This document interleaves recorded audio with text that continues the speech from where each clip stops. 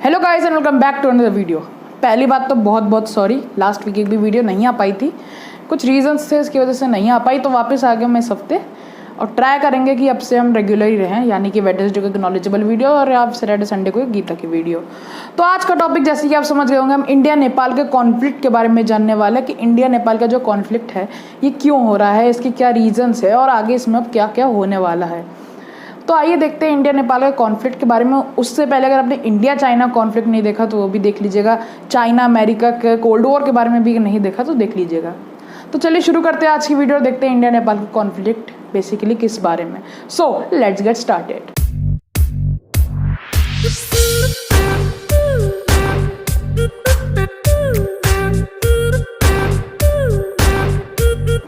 शुरुआत करते हैं ट्रीटी से, जो कि treaty of friendship between India and Nepal, यानी कि 1950 में यानी कि 1950 में ट्रीटी साइन हुई थी, एक समझौता हुआ था इंडिया और नेपाल में, जिसकी वजह से आज इंडिया और नेपाल के बॉर्डर्स ओपन है। यानी कि किसी को इंडिया से नेपाल जाना हो, किसी को नेपाल से इंडिया आना हो तो उसके लिए उसे वीज़ा या पासपोर्ट की ज़रूरत नहीं पड़ती है, वो आ जा सकते हैं।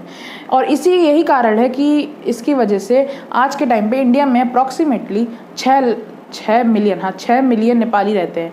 6 मिलियन यानी कि 60 लाख नेपाली रहते हैं और इंडियंस 6 लाख इंडियंस नेपाल में रहते हैं। और यही इन्हीं कारणों की वजह से सुषमा स्वराज जी ने एक बार कहा था कि ये जो इंडिया और नेपाल का रिश्ता है ये रोटी बेटी का संबंध है, ये सिर्फ गवर्नमेंट का संबंध नहीं है, ये सिर्फ सरकार की आइडियोलॉजी का संबंध नहीं है, ये लोगों का संबंध है, क्योंकि इंडिया नेपाल काफ़ी ज़्यादा क्लोज रहे हैं हमेशा से। तो कॉन्फ्लिक्ट कहाँ से शुरू हुआ है? कॉन्फ्लिक्ट पहले तो एक चीज़ में कांस्टेंट रहा है हमेशा से, वो ये है कि नेपाल को जब भी कोई भी वेपन खरीदना होता है, यानी कोई हथियार खरीदना होता है, तो उसको एक बार इंडिया को बताना होता है। बिना इंडिया को बताए वो कहीं से भी वेपन नहीं खरीद सकती है। तो इसकी वजह से नेपाल हमेशा से इंडिया से परेशान रहती है कि अगर ये तो हमारा फैसला है कि हमें कहाँ से वेपन लेने नहीं लेने, तो हमें इंडिया से क्यों कंसेंट लेना पड़ता है, इंडिया को क्यों बताना पड़ता है। तो ये रूल वो हमेशा से चेंज करना चाह रही है। तो ये कॉन्फ्लिक्ट तो हमेशा से रहा है, जो कि अभी नहीं चल रहा। अभी जो कॉन्फ्लिक्ट चल रहा है बेसिकली 4 टेरिटरीज पे चल रहा है। लिपुलेख, शुरुआत करते हैं सुस्ता से। सुस्ता बिहार में एक छोटी सी जगह है, डिटेल में ज़्यादा कॉन्फ्लिक्ट नहीं वैसे। कॉन्फ्लिक्ट इस बात का है क्योंकि जो इंडिया नेपाल का बॉर्डर है, according to treaty of Sugauli, ये ट्रीटी ऑफ सुगौली क्या थी डिटेल में आगे बताता हूँ मैं, अभी इतना ही सारा। ट्रीटी ऑफ सुगौली की वजह से इंडिया नेपाल का वहाँ पे बॉर्डर माना गया था एक रिवर से, जो कि है नारायणी रिवर, एक रिवर से वो बॉर्डर माना गया था। प्रॉब्लम ये हो रही है क्योंकि हम जानते हैं जैसे जैसे जब भी अर्थक्वेक आता है तो पहाड़ से कोई भी जो रॉक होते हैं नीचे आ जाते हैं, और जब वो रॉक यहाँ जमा हो जाते हैं, अब कोई नदी यहाँ से जा रही थी, अब बीच में अगर ये रॉक आ गया है तो उसको अपना रास्ता या तो इधर से कहीं चेंज करना पड़ता है। अब जैसे ही नदी ने अपना रास्ता चेंज किया वैसे ही बॉर्डर भी चेंज हो गया। अब सपोज पहले इंडिया नेपाल का बॉर्डर यहाँ था, रिवर ऐसे बह रही थी, ठीक है, इधर इंडिया इधर नेपाल। अब ये रिवर ऐसे की बजाय ऐसे बहने लगी, तो अब ये जो इतना एरिया आ गया अब ये कॉन्फ्लिक्ट में आ गया। और ऐसे ही कुछ रिलेटेड इशू है काला पानी में भी, वो हम देखते आगे। तो सेकेंडली बात करते हैं, सेकेंड आता है हमारा वो की है लिपू लेक में। तो लिपू लेक में क्या दिक्कत आई है? लिपू लेक में बस ये दिक्कत आ गई कि इंडिया ने लिपू लेक से होते हुए एक रोड बना दी जो कि जा रही है कैलाश मानसरोवर के लिए। अब ये इसलिए करा क्योंकि इंडिया पहले कैलाश मानसरोवर जाने के लिए चाइना के वाया रूट होता था, तो चाइना पे हमें डिपेंड ना रहना पड़े, इसलिए इंडिया ने खुद की रोड बना ली है यहाँ पे, जिसकी वजह से वो डायरेक्टली कैलाश मानसरोवर जा सकती है। अब आगे बात करते हैं हम काला पानी और लिम्पियाधुरा, ये दोनों एक तरह से कनेक्टेड इशू ही हैं। तो काला पानी एक जगह का नाम है जो कि उत्तराखंड के पिथौरागढ़ डिस्ट्रिक्ट में है, ठीक है। तो फिर ये काला पानी जो कि नेपाल क्लेम करता है कि हमारा एरिया, क्यों? फिर से ट्रीटी ऑफ सुगौली की बात करते हैं। तो ट्रीटी ऑफ सुगौली में अब पूरा डिटेल में बताते हैं ट्रीटी ऑफ सुगौली कब हुई थी। तो क्या हो रहा था 1816 से पहले जो नेपाल का किंगडम था, गोरखा किंगडम थे, उन्होंने अपना राज्य बहुत ज़्यादा फैला लिया था। उन्होंने हिमाचल प्रदेश को कैप्चर कर लिया था, उत्तराखंड को कैप्चर कर लिया था, सिक्किम को कैप्चर कर लिया था। और जैसे कि हम जानते हैं तो इंडिया में ब्रिटिश राज था, तो अंग्रेज लोग ऑफेंड हो गए कि भैया राज हमारा है, ऐसे तो हमारे खिलाफ कोई और पावर खड़ी हो सकती है जैसे कि नेपाली पावर, जिसकी वजह से उनके और नेपाल के बीच में फाइट होती है जो कि थी एंग्लो इंडियन वॉर, जहाँ पे नेपाल बुरी तरह हार जाता है और तभी जो नेपाल आज जितना बड़ा है उतना बड़ा बन के रह जाता है। और तभी साइन होती है ट्रीटी ऑफ सुगौली ऑफ 1816। इसको 1516 कहा जाता है क्योंकि ये ट्रीटी दिसंबर एंड ऑफ 1815 और जनवरी शुरू ऑफ 1816 में साइन हुई थी। तो इस ट्रीटी के हिसाब से इंडिया नेपाल का बॉर्डर हुआ था काली रिवर से, जो काली रिवर जहाँ पे काला पानी है वहीं से काली रिवर जाती है। अब जो दिक्कत वहाँ सुस्ता में आ रही है वही दिक्कत यहाँ भी आ गई, काली रिवर ने भी अपना कोर्स चेंज कर लिया है। जिसकी वजह से प्रॉब्लम आ रही है। तो दिक्कत ये आई है, जैसे पहले ब्रिटिशर्स ने बोला कि काली रिवर के इस तरफ इंडिया तो इस तरफ नेपाल है, ठीक है। तो ये अभी यहाँ पे प्रॉब्लम आ रही है।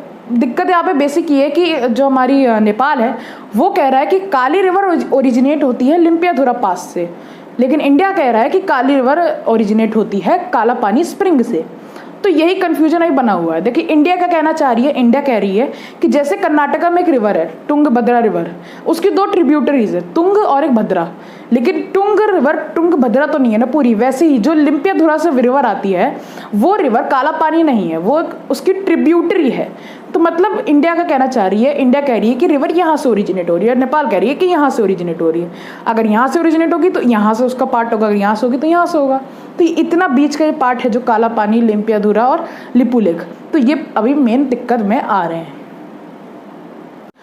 तो ये जो काला पानी का इशू है ये अभी नहीं उठा, ये 2019 से चल रहा है, जब इंडिया ने अपना नया मैप लॉन्च करा था।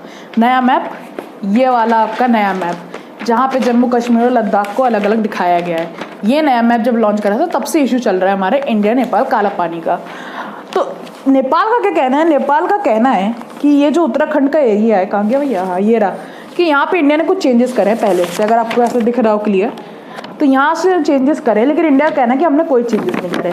तो अब जो नेपाल क्या करने वाली है, ये जो आपको छोटा सा ब्लॉक अगर दिख रहा है, ये बिल्कुल छोटा सा ब्लॉक, इसको क्लेम कर लिया है नेपाल ने, जो कि उनका बिल्कुल नया constitutional amendment, second constitutional amendment अभी पास हुआ है रिसेंटली, जिसके तहत अब ये पार्ट जो है, ये छोटा सा पार्ट अगर आपको दिख रहा हो, तो ये पार्ट अब नेपाल के मैप में दिखाया जाएगा, जो कि डिस्प्यूटेड एरिया है।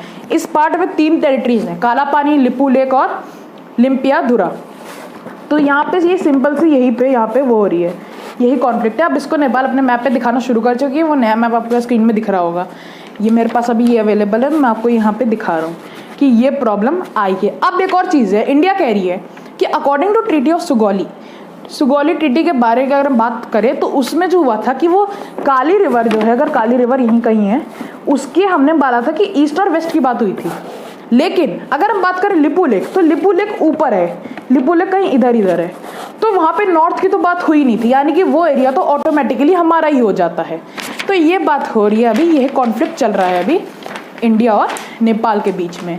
और साथ ही साथ इंडिया का ये स्टैंड कहना है कि हमारे में जब से ब्रिटिश का राज है तब से हम लिपुलेख के द्वारा हम अपनी ट्रेडिंग किए जा रहे हैं। जब से ब्रिटिश है हमारे, तब से हम वहाँ पे ट्रेड कर रहे हैं, वहाँ पे हमेशा से ब्रिटिश का एडमिनिस्ट्रेशन रहा है। अब ब्रिटिश का एडमिनिस्ट्रेशन तभी रहा होगा ना क्योंकि वो इंडियन टेरिटरी का हिस्सा है, क्योंकि इंडिया के ऊपर तो ब्रिटिश का राज था, तभी तो ब्रिटिश उस पर अपना एडमिनिस्ट्रेशन चलाती होगी। और साथ ही साथ 1870 से इंडिया लिपुलेख को अपने मैप में दिखा रहा है, इंडिया के मैप में, तब तो कुछ दिक्कत नहीं हुई, तो अब इनको क्यों दिक्कत हो रही है। तो आइए देखते हैं अब आगे कि नेपाल का क्या स्टैंड है इसमें। तो अब सुनते हैं कि नेपाल वाले क्या कहना चाह रहे हैं। नेपाल कह रहा है कि 1950 तक, यानी कि 1950s तक, यानी कि 50s में तो पूरा ही आ गया, तो 1950s तक लिपुलेख नेपाल के मैप में दिखाया जाता था, ये नेपाल कह रहा है। लेकिन उसके बाद वहाँ के जो नेपाल के किंग थे उनको इंडिया से कुछ फेवर चाहिए था, इसलिए उन्होंने नेपाल को नहीं, लिपुलेख को मैप से हटा दिया था ताकि वो इंडिया से कुछ फेवर मांग सके। साथ ही साथ आगे ये कहना चाह रहे हैं क्योंकि जब इंडिया ने कहा कि हमारी आर्मी पोस्ट भी है लिपुलेख पे, यानी कि वहाँ पे हमारा ही राज है, तो इसमें यहाँ पे नेपाल कहती है कि 1962 में जब इंडिया चाइना का वॉर हुआ था तब हमने आपको वो एज अ गिफ्ट दे दिया था, किसी गिफ्ट भी नहीं, एज अ दान दे दिया था, ताकि आप वहाँ से नज़र रख सको चाइना में। इसका मतलब ये नहीं कि टेरिटरी आपकी हो गई, हमने तो आपकी मदद करी थी, आपको वो टेरिटरी थोड़े सालों के लिए दे दी थी ताकि आप वहाँ से चाइना पे नज़र रख सको, लेकिन इसका मतलब बिल्कुल नहीं है कि टेरिटरी वो आपको बिलोंग करती थी। तो ये सब मानना है अभी नेपाल का। तो अब देखते हैं इसमें ये जो कॉन्फ्लिक्ट चल रहा है इसमें हमारे जो चाइना है उसका क्या रोल है। तो आइए देखते हैं अभी चाइना का क्या रोल है। सबसे पहले चाइना नेपाल का सबसे बड़ा इन्वेस्टर बन गया, यानी कि चाइना अब नेपाल में काफ़ी ज़्यादा इन्वेस्टमेंट बढ़ा दिया है। साथ ही साथ चाइना बना रहा है एक चाइना नेपाल इकोनॉमिक कॉरिडोर, जैसे कि उन्होंने सीपेक बनाया है, चाइना पाकिस्तान इकोनॉमिक कॉरिडोर, अब वैसे ही बना रहा है चाइना नेपाल इकोनॉमिक कॉरिडोर, जिससे कि वो ट्रेड रिलेशंस बहुत ज़्यादा बढ़ा लेगा चाइना और नेपाल के बीच में। साथ ही साथ अब चाइना कर रहा है कि नेपाल के स्टूडेंट्स को स्कॉलरशिप्स देना शुरू कर दिया है। जितना स्कॉलरशिप पहले इंडिया दे रही थी नेपाली स्टूडेंट को, उससे ज़्यादा देना चाह रहा है ताकि ज़्यादा से ज़्यादा नेपाली चाइना की ओर जाए एज़ कम्पेयर टू इंडिया की तरफ। और ऐसा माना जाता है कि जो अभी 2019 के नेपाल के इलेक्शंस थे उसमें चाइना ने बहुत बड़ा रोल प्ले करा था। अब एक बार वहाँ की पार्टी को समझते हैं। वहाँ पे बेसिकली 4 पार्टीज हैं, नेपाली कांग्रेस, 2 कम्युनिस्ट पार्टी जिनमें से एक रूल करते हैं ओली, केपी शर्मा ओली जो कि अभी वहाँ के प्राइम मिनिस्टर है, और एक प्रचंड, और चौथी है मधेसीज। तो ये नेपाली कांग्रेस है जो कि अभी तक रूल में थी 2019 से पहले, तो वो प्रो इंडियन थी, यानी कि वो इंडिया के साथ रहती थी, इंडिया को बहुत ज़्यादा मानती थी। तो इससे चाइना को काफ़ी ज़्यादा नुकसान हो सकता था, इसीलिए उन्होंने दोनों कम्युनिस्ट पार्टी को एलाय बना दिया, यानी कि दोनों की दोस्ती करवाई गई, ऐसा कहा जाता है। ऐसा मैं अपने मन से नहीं कह रहा, ऐसा कुछ रिपोर्ट्स कहती है कि जिसकी वजह से ओली और प्रचंड की दोस्ती कराई और दोनों कम्युनिस्ट पार्टी का एक अलायंस बना दिया, जिसकी वजह से ह्यूज मेजॉरिटी के साथ ये कम्युनिस्ट पार्टी का अलायंस जीत गया और केपी शर्मा ओली यहाँ से प्राइम मिनिस्टर बनकर आ गए, जिसकी वजह से वो ज़्यादा टिल्टेड रहते हैं towards China as compared to India. तो यहाँ बेसिकली चाइना क्या करना चाह रहा है, चाइना धीरे धीरे हमारे सारे पड़ोसियों को इकट्ठा करके हमारे खिलाफ कर रहा है। शुरुआत पाकिस्तान से, हम सब जानते हैं पाकिस्तान चाइना भाई भाई हैं, बिल्कुल बहुत अच्छे दोस्ती है। नेपाल को इंडिया के खिलाफ कर दिया। अगर आपने मेरी लास्ट इंडिया चाइना वाली वीडियो देखी होगी तो मैंने आपको बताया था कि मिडल सेक्टर में दोनों में कॉन्फ्लिक्ट नहीं है, क्योंकि इंडिया के पास एक फ़ायदा है, यहाँ पे स्ट्रेटेजिक फ़ायदा होता है कि वो ऊपर रहती है, इसलिए वो नेपाल के थ्रू यहाँ पे नुकसान करने की कोशिश कर रही है। मैं एक और बार आपको मैप से दिखाता हूँ कि अगर यहाँ पे ये टेरिटरीज अब जो कंट्रोल कर ली हैं, इससे अब चाइना को क्या स्ट्रेटेजिक एडवांटेज है। यहाँ पे आपको दिख रही हो पहली चीज़ तो काली रिवर, ये रही काली रिवर, आपको ये है काली रिवर। अब पहले इंडिया की जो फोर्सेस लगी रहती थी, मिलिट्री फोर्सेस यहाँ तक लगी रहती थी, अब यहाँ तक का कैप्चर कर लिया गया है ऑलमोस्ट। तो अब इंडिया की फोर्सेस को पीछे जाना होगा, यानी कि यहाँ तक लगना होगा, ठीक है। और ये जो मेन पहाड़ है वो यहाँ पर है, जिसका स्ट्रेटेजिक एडवांटेज होता था हमेशा से इंडिया को चाइना के अगेंस्ट। अब अगर यहाँ पीछे चली गई तो चाइना के पास ये ओपन रास्ता हो जाएगा यहाँ से भी हमें इंडिया को परेशान करने के लिए, क्योंकि पहाड़ों के ऊपर बैठ के इंडिया नहीं खड़ी होगी उस वक्त हो गए वहाँ पे नेपाल के सोल्जर्स। तो अगर नेपाल और चाइना में अगर जैसी दोस्ती दिखती रही तो यहाँ से इंडिया टेरिटरी को भी प्रॉब्लम हो सकती है। तो ये बेसिकली पूरा चाइना के पास स्ट्रैटेजिक एडवांटेज अभी दिख रहा है। और अगर बात करें चाइना क्या कर रहा है, चाइना हमारे सब पड़ोसियों को ले रहा है, जैसे बांग्लादेश। अभी लेटेस्ट उन्होंने फ्री ट्रेड एग्रीमेंट साइन करा बांग्लादेश के साथ, जिसकी वजह से 97% फ्री ट्रेड एग्रीमेंट है, जिसकी वजह से बहुत ज़्यादा टैरिफ कम कर दिया है चाइना ने। और इससे होगा कि अब चाइना बांग्लादेश में ट्रेड बहुत ज़्यादा बढ़ जाएगा। तो वो यानी कि वो जो चाइना है वो बांग्लादेश को भी अपनी तरफ करने की कोशिश कर रहा है।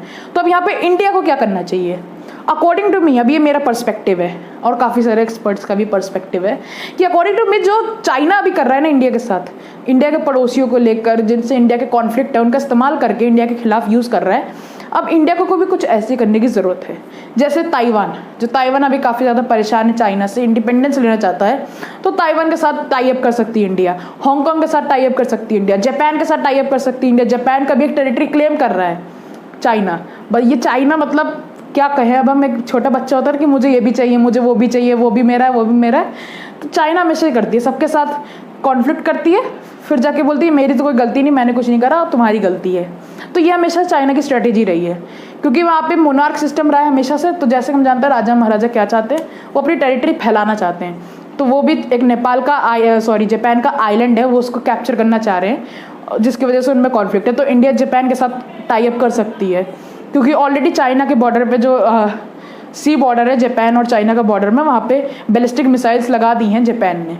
तो यानी कि अब यहाँ पे टाइम है इंडिया जापान साथ में टाई अप हो सकते हैं। साथ ही साथ अभी रिसेंटली चाइना ने वियतनाम के एक बोर्ड को शूट आउट कर दिया था, यानी कि उड़ा दिया था।